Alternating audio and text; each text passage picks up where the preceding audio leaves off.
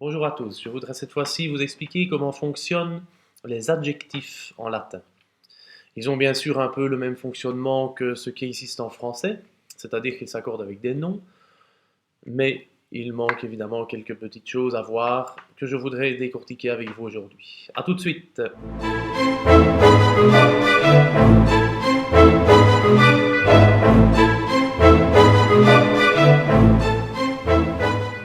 Je vous disais dans l'introduction que nous allions voir cette fois-ci comment fonctionnait un adjectif. Alors un adjectif fonctionne en s'accordant avec un nom. Alors évidemment, la toute première chose à savoir, c'est qu'est-ce que ça veut dire de s'accorder?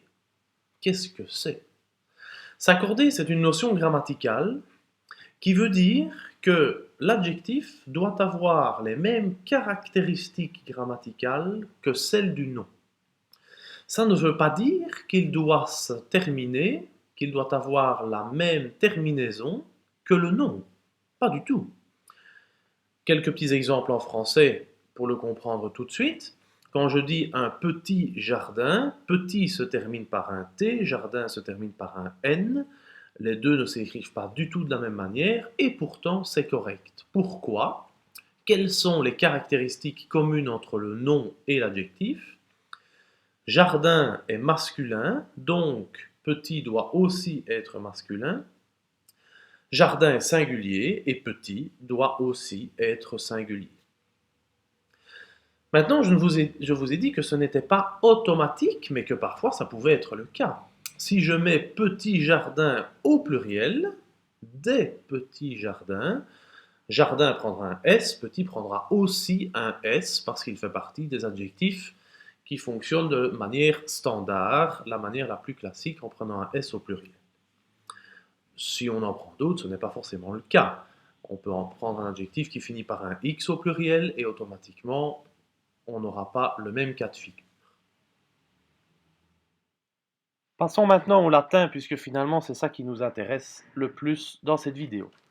Je vous disais que les terminaisons n'étaient pas tout le temps les mêmes entre un adjectif et un nom, mais que ce l'était parfois.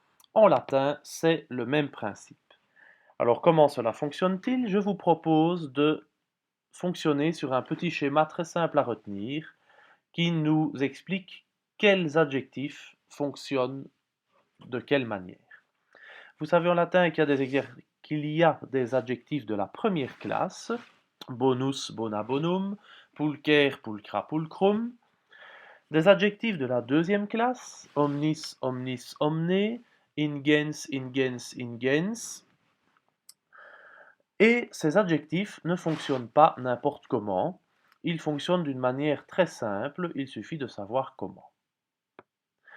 Les adjectifs de la première classe suivent le modèle de la première et de la deuxième déclinaison, tandis que les adjectifs de la deuxième classe, eux, suivent le modèle de la troisième déclinaison.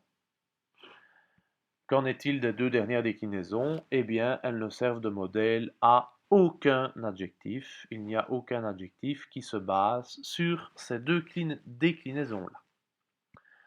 Quelque chose d'important sont les deux lignes que vous voyez apparaître ici à l'écran pour le moment et qui séparent ces différentes catégories. Comprenez-moi bien, un adjectif de la première classe suit le modèle de la première et de la deuxième déclinaison. Ça veut dire que s'il s'accorde avec avec un nom de la première ou de la deuxième déclinaison, il a de fortes chances d'avoir les mêmes terminaisons. Idem pour un adjectif de la deuxième classe qui s'accorde avec un nom de la troisième déclinaison, ces terminaisons ont de grandes chances d'être les mêmes. Vous remarquerez tout de suite que j'ai dit de grandes chances, je n'ai pas dit toujours à 100%. Je le précise quand même parce que c'est important, il y a certains cas où ce n'est pas la même chose.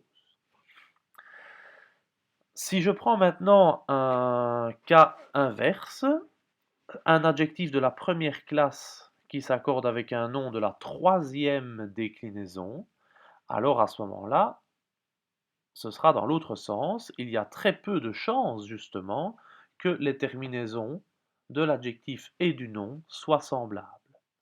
Dès que vous franchissez une ligne blanche de ce schéma, automatiquement, la proportion s'inverse et les terminaisons ont de très fortes chances de ne pas être les mêmes. Ça veut dire en fait que vous devez savoir quel adjectif fonctionne sur quelle déclinaison et qu'à partir de là, vous n'avez plus réellement besoin de connaître en entier à la lettre près les tableaux des adjectifs, les tableaux des classes d'adjectifs.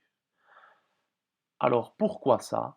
Eh bien tout simplement parce que accorder un nom, accorder un adjectif, c'est comme je vous le disais au début, ce n'est pas mettre la même terminaison, c'est mettre la même analyse, le même nombre, le même genre, et en latin bien entendu le même cas.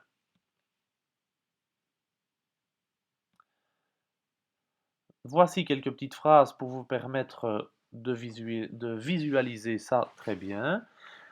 Dans les petites phrases que je vous donne ici, qui sont très simples à traduire, eh bien, ce qui compte là-dedans, ce n'est pas la terminaison.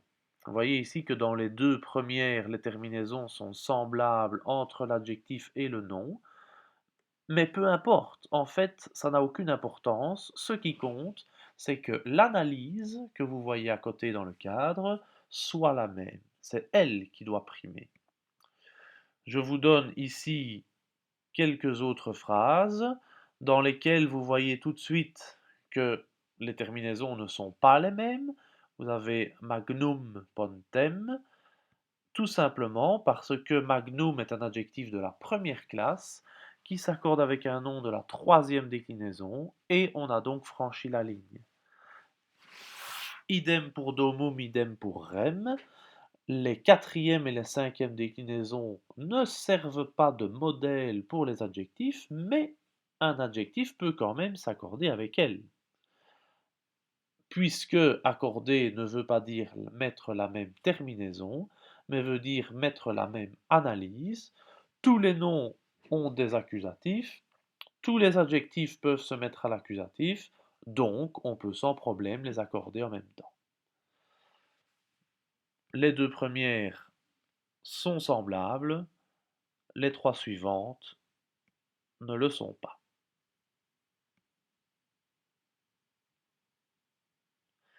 Je voudrais juste terminer par quelque chose que je rajoute un petit peu au schéma, parce qu'il y a une autre série de mots qui fonctionnent un petit peu de la même manière et qui s'appellent les participes.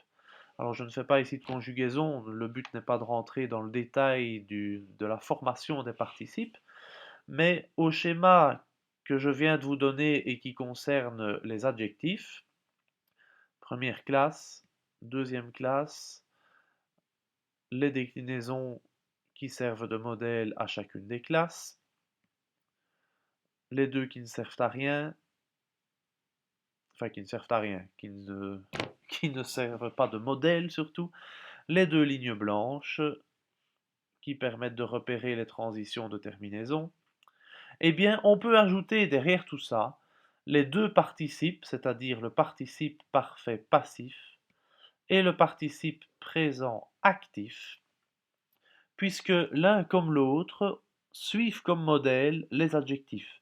Les participes fonctionnent comme des adjectifs, ils s'accordent aussi avec des noms comme les adjectifs, et ils ont donc les mêmes terminaisons. Vous ne savez pas comment fonctionnent les participes? Vous regardez les adjectifs. Vous ne savez pas comment fonctionnent les adjectifs? Vous allez regarder les noms. À partir de là, rien qu'en mémorisant ce petit schéma, vous aurez toujours tout à portée de main quand vous en aurez besoin.